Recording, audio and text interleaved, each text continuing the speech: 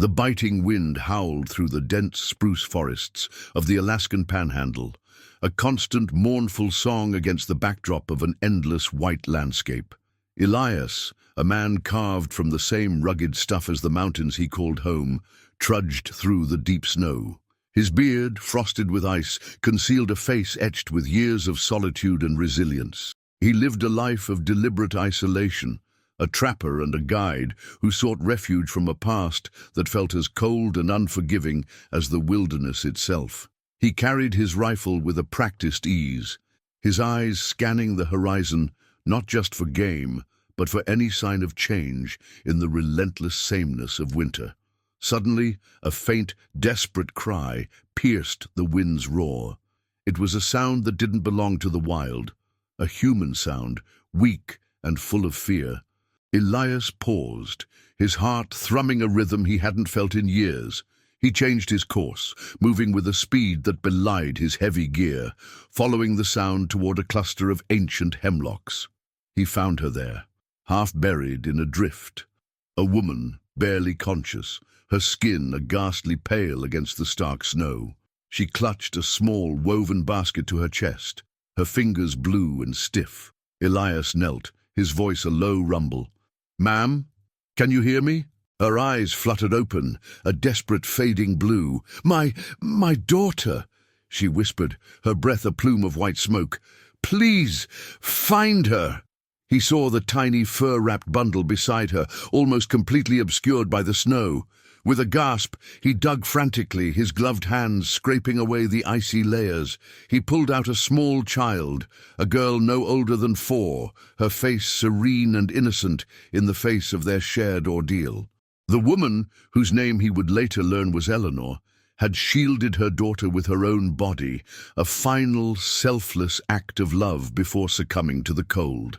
Elias wrapped the little girl, Lily, in his own heavy wool coat, the warmth of his body a welcome shock against her chilled skin. He lifted Eleanor, a dead weight in his arms, and began the long, agonizing journey back to his cabin.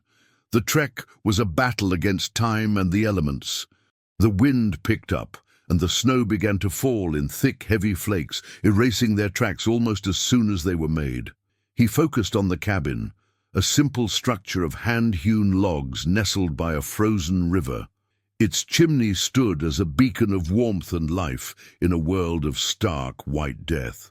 Back at the cabin, the air thick with the scent of pine and burning wood, Elias laid Eleanor on his bunk, carefully tending to her frozen hands and feet. Lily, shivering but safe, sat by the hearth, watching him with wide, curious eyes. Elias was accustomed to the silence of his cabin, but now it was filled with the rhythmic crackle of the fire and the gentle, even breaths of the 2 strangers he had brought into his life.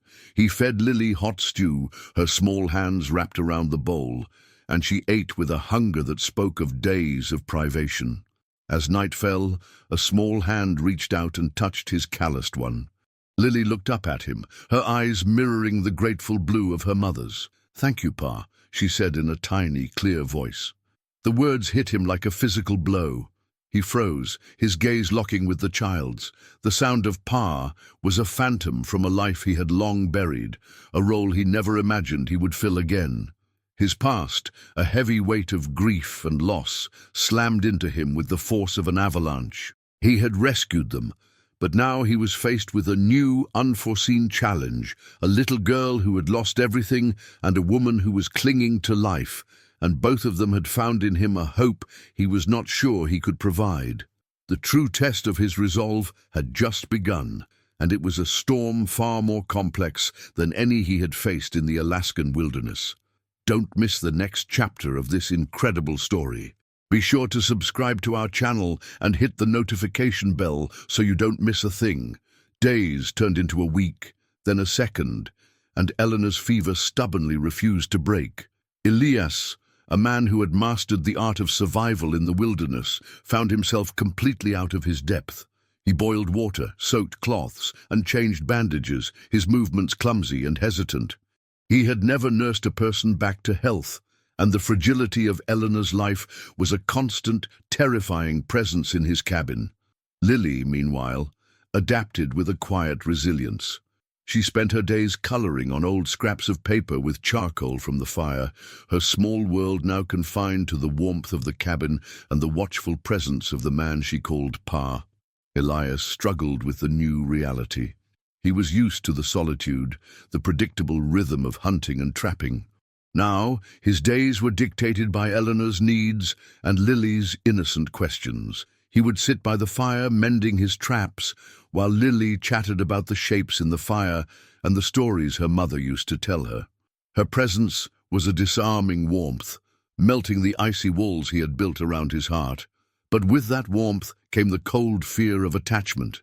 Every time Lily called him Pa, a knot of dread would tighten in his chest, a painful reminder of the family he had lost to an illness years ago, a loss that had driven him to this isolated existence.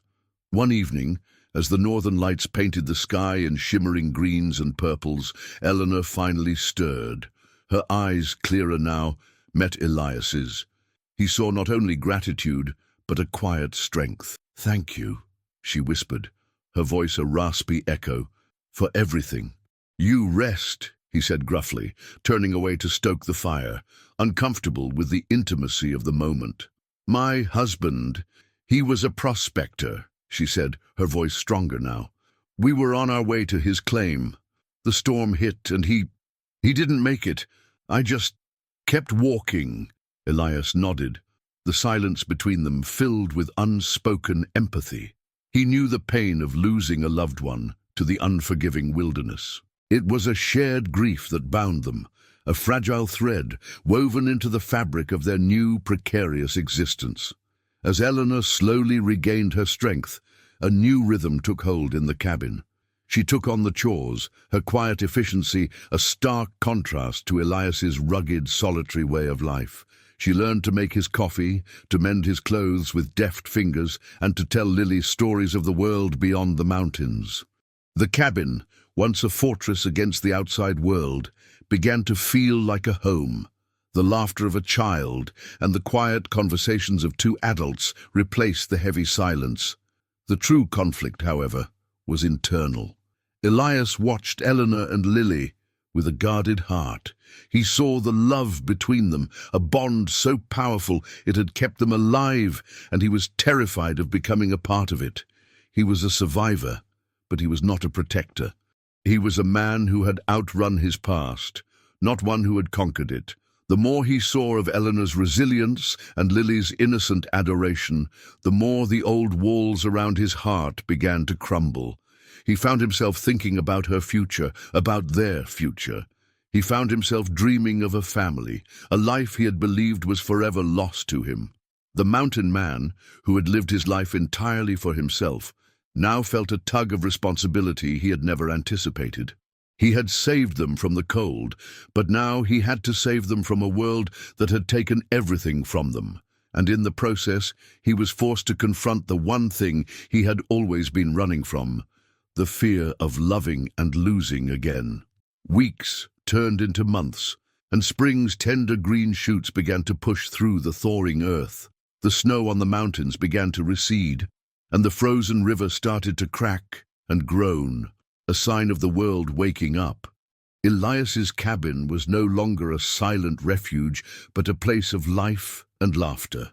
Lily's cheeks were rosy, her small voice a constant melody of questions and songs. Eleanor, now fully recovered, was a force of quiet strength, a partner in the truest sense of the word.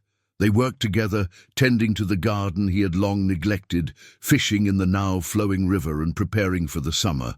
But the real world was calling. Eleanor and Lily could not stay in the cabin forever. The nearest settlement, a small community of miners and trappers, was a long journey away, but it was their only link to civilization and a new beginning.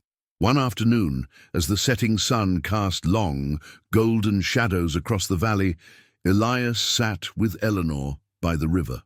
The air was soft, filled with the scent of wet earth and pine. "I should go," she said softly, her gaze fixed on the rushing water. "We can't stay here. Lily needs a life, a proper education." His heart ached at her words, a pain so sharp it took his breath away. "And what about us?" he asked, the words a raw, honest confession. "What about me?" Eleanor turned to him, her eyes shining with unshed tears. "You saved us, Elias. You gave us back our lives, but you're so afraid to live again." The truth of her words hung in the air between them, a stark and undeniable reality. He had saved them from the storm, but she was right. He was still trapped by the one inside of him. The past had held him in its grip for too long. He looked at her, at the quiet resolve on her face, and then he looked at the cabin, his fortress. And for the first time, it felt less like a safe haven and more like a prison. He thought of Lily's innocent face, the way she called him Pa without a single doubt in her heart. He had been given a second chance, a gift he had no right to, but one he could no longer deny. He took her hand, his calloused fingers wrapping around her soft ones. "Don't go alone," he said, his voice thick with emotion. "Let me take you. Let me stay with you. We can go together, build a new life, not here, but somewhere, where we can all be safe, where we can be a family." A beautiful, silent understanding passed between them. It was a promise, forged not in words but in a shared history of pain and a fragile, burgeoning hope. They would face the world together, a family bound not by blood, but by the fire that had thawed them and the life they had built in the heart of the unforgiving wilderness. Elias, the mountain man who had run from his past, finally found his future not in solitude, but in the embrace of a woman and her little girl. The journey back to civilization would be long and arduous, but for the first time in years, Elias was not running away from anything. He was running towards something. And the little girl, who had no memory of her old life, would finally have a Pa who was ready to be one, ready to build a life as strong and enduring as the mountains he had once called his only home. If you enjoyed this story, don't forget to subscribe to our channel and like this video. Your support helps us create more content like this. Let us know in the comments what you think of this incredible journey of love and survival.